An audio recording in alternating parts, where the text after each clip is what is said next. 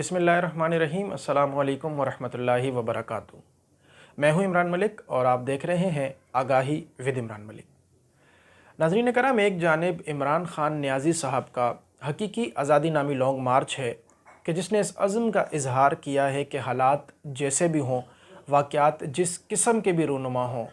ये हकीकी आज़ादी नामी लॉन्ग मार्च 20 लाख लोगों को लेकर शहर इक़्तिदार में इस्लामाबाद में दाखिल होगा और वहाँ पड़ाव डालेगा और अपने मकसद को हासिल किए बग़ैर ये वहाँ से वापस नहीं आएगा। तो दूसरी जानिब हुकूमती वज़रा दिन ब दिन इस लॉन्ग मार्च के हवाले से अपनी भड़ास निकालते हुए नज़र आते हैं। वो अपने सियासी जलसों में, अपनी सियासी तकारीर में या फिर मुख्तलिफ़ न्यूज़ चैनल से बात करते हुए अपनी भड़ास और अपनी भड़कें निकालते हैं। ऐसी सूरत हाल के अंदर हमें ये बात भी देखनी होगी कि 11 जमाती इत्तेहाद जो इस वक्त विफाक पर विराजमान है, इन्होंने इक़्तिदार में आने से पहले बहुत बड़े बड़े दावे किए। यहाँ तक कि जनाब हम डॉलर को नीचे ले आएंगे और पाकिस्तानी अवाम जो मुसलसल महंगाई की चक्की में पिस रही है इसे रिलीफ देंगे। हम अवाम पर बिजली का बम नहीं गिराएंगे, पेट्रोल का बम नहीं गिराएंगे, हम पाकिस्तानी अवाम को रिलीफ देंगे। मगर सब कुछ इसके बरक्स उस वक्त हुआ जब 11 जमाती इत्तेहाद ने प्राइम मिनिस्टर ऑफ पाकिस्तान मोहतरम जनाब मियां साहब को वज़ारत उज़्मा के लिए नामज़द किया और फिर आपके इक़्तिदार में आते ही, जी हाँ, इक़्तिदार को संभालते ही फ़ौरन महंगाई में होशरुबा इजाफ़ा भी हुआ और पाकिस्तान की अवाम पर बिजली बम भी गिरा। फिर हैरत बलाए हैरत उस वक्त कि जब आपने अवाम पाकिस्तान की जेबों से करोड़ों रुपए, अरबों रुपए इकट्ठे किए और फिर वापस उस शख्सियत को लेकर आए कि जो जब इस मुल्क से गई तो उस वक्त भी वो वज़ीर आज़म के तैयारे में बैठ कर गए और जब उन्हें वापस लाया गया तो उस वक्त भी वज़ीर आज़म साहब अपने तैयारे में उन्हें लेकर आए। मेरी मुराद इसहाक डार साहब है। अगर इस सारी सूरत हाल में गौर किया जाए तो मौजूदा मुल्क की सूरत हाल, जहाँ अभी कुछ ही अरसा कबल सैलाबी सूरत हाल का सामना रहा और पाकिस्तान के तमाम सूबे उस सैलाब से मुतासिर हुए, बिलखुसूस पंजाब के अंदर बहुत ज़्यादा तबाही हुई और पंजाब में काफ़ी जानी माली नुकसान देखने में आया। जहाँ हमें पाकिस्तान की तमाम छोटी बड़ी सियासी जमातें सैलाबी सूरत हाल से निपटते हुए नज़र आईं और तमाम जमातों ने अपनी मदद आपके तहत जितना उनसे बन पाया उन्होंने अपने भाइयों के लिए, पाकिस्तानियों के लिए इक़दाम किए। मगर हैरत की बात तो ये थी कि हमें वहाँ पर भी वफाकी हुकूमत किसी अंदाज में मौसर किरदार अदा करते हुए नहीं दिखाई दी। अगर हम बात करें जमात इस्लामी की, तो जमात इस्लामी ने अपनी मदद आपके तहत सैलाब से मुतासरा इलाकों में जिस अंदाज से हो सका उन्होंने अपनी खिदमात को सरअंजाम दिया। अगर हम बात करें तहरीक लब्बैक पाकिस्तान की, तो उन्होंने अरबों रुपए पंजाब के सैलाबी सूरत हाल पर ख़र्च किए और वहाँ के लोगों को रिलीफ देने के लिए, आबादकारियों के लिए अरबों रुपए की ग्रांट उन्होंने जमा की और अरबों रुपए चंदे की मद में जमा करके उनको रिलीफ देने की कोशिश की। और पूरी की पूरी क़यादत तहरीक लब्बैक पाकिस्तान की, जिन्होंने वक्तन फ़वक्तन पंजाब के मुख्तलिफ़ अज़ला के जहाँ पर सैलाबी सूरत हाल थी दौरे भी किए और वहाँ पर राशन की तकसीम की, वहाँ पर घरों को बनाने की बात की और वहाँ पर जाके दाद रसी की। इसी तरह पंजाब में मौजूद हुकूमत जो कि PTI तहरीक इंसाफ की हुकूमत थी, वज़ीर आला पंजाब चौधरी परवेज़ इलाही साहब ने भी जहाँ पर सैलाबी सूरत हाल थी उनकी आबादकारी के हवाले से 12 अरब रुपए की जो है वो मंजूरी दी और ताहाल इनमें से 9 अरब रुपए जारी भी किए जा चुके।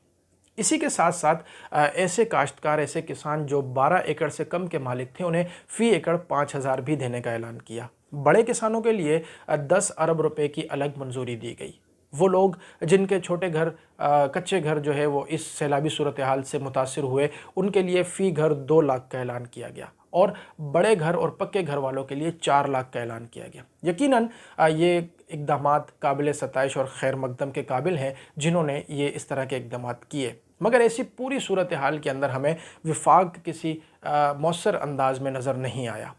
नाज़रीन करम, वो जमात जो पंजाब के अंदर इस वक्त हुकूमत कर रही है और फ्लड के हवाले से जिसने बेहतर इक़दामात की कोशिश की और जिसकी क़यादत ने सैलाबी सूरत हाल के हवाले से किसी हद तक इलाकों में पहुँचने की भी कोशिश की, उनके MNA MPs ने भी किसी हद तक कोशिश की कि वो सैलाब से मुतासरा इलाकों में जाएँ, जो कि पाकिस्तान की एक जमहूरी जमात है। ऐसी सूरत हाल के अंदर उस जमात का अगर पुरअमन एहतजाज करना चाह रही है तो ये उनका हक़ है,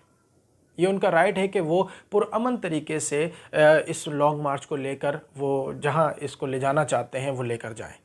अगर वो पुरअमन हैं, अगर उनकी ज़ुबानों से इदारे महफूज हैं, अगर वो किसी के लिए इस वक्त जानी और माली नुकसान का बायस नहीं है, अगर इमलाक उनसे महफूज हैं, अगर इदारे उनकी ज़ुबानों से महफूज हैं, तो ये उनका आइनी और जमहूरी हक़ है कि वो अपनी बात को पुरअमन तरीके से एक एहतजाज की सूरत में वफाकी हुकूमत तक पहुँचाएँ। अगर उनका मुतालबा दुरुस्त है और उसका रास्ता आइनी और कानूनी अगर चुना गया है, तो ये उनका हक़ है। ऐसी सूरत हाल के अंदर विफाक का शिद्दत की तरफ जाना या इस तरह के वफाकी वज़रा के बयान पेश करना कि जिसमें एक हाइपर क्रिएट हो रहा हो, यकीनन ये चीज़ काबिल मज़म्मत और काबिल तरदीद है।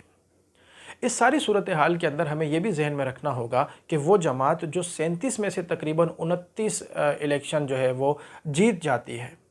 तो हमें ये चीज़ समझनी होगी कि इस वक्त मुल्क पाकिस्तान किसी भी किस्म की जानी या माली नुकसान का मुतहम्मिल नहीं है। लिहाजा वफाक में मौजूद 11 जमाती इत्तेहाद को सर जोड़ कर बैठ कर ये फ़ैसला करना होगा कि हमें फ़ौरन एक कौमी जमात की तरफ जाना चाहिए, जिसमें दलिया भी हो, इदारे भी हों, थिंक टैंक्स भी हो, हमारा आम इंसान मज़दूर भी हो, किसान भी हो, गर्ज़ तमाम शोबा ज़िंदगी मिलकर एक कौमी जो है वो हुकूमत बनाने की तरफ जाए, ताकि हमारे मुल्क दुश्मन, चाहे वो मुल्क के अंदर हैं या मुल्क के बाहर हैं, हमें ख़ारजी और दाखिली जो दुश्मनों का सामना है उनमें किसी किस्म की भी हमारी जग हसाई ना हो और वो किसी भी किस्म का इस सियासी अदम इस्तेहकाम से जो है वो फ़ायदा ना उठा सकें।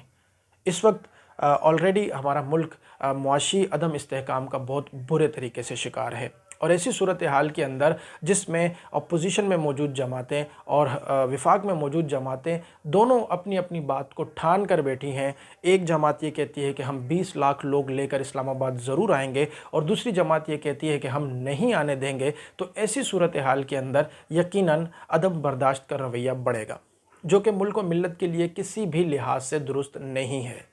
नाज़रीन कराम, हमें अपने मुल्क की बका के लिए, अपने इदारों की बका के लिए और हमें अवाम पाकिस्तान की बका के लिए, मुल्क व मिल्लत की बेहतरी के लिए और मुल्क को गैर मुस्तहकम होने से बचाने के लिए टेबल टॉक और मुज़ाकरात की तरफ आना होगा। हमें अगर किसी के पास कोई स्टेक मौजूद है तो उसे कबूल करना होगा, तस्लीम करना होगा और हमें लोगों के जायज़ मुतालबात को मानना होगा। मैं हूँ इमरान मलिक, अपना बहुत सारा ख्याल रखिएगा। अस्सलामु अलैकुम वरहमतुल्लाहि वबरकातुहू। हमारी मज़ीद वीडियोज़ हासिल करने के लिए इस चैनल को सब्सक्राइब करें और बेल आइकॉन को क्लिक करें।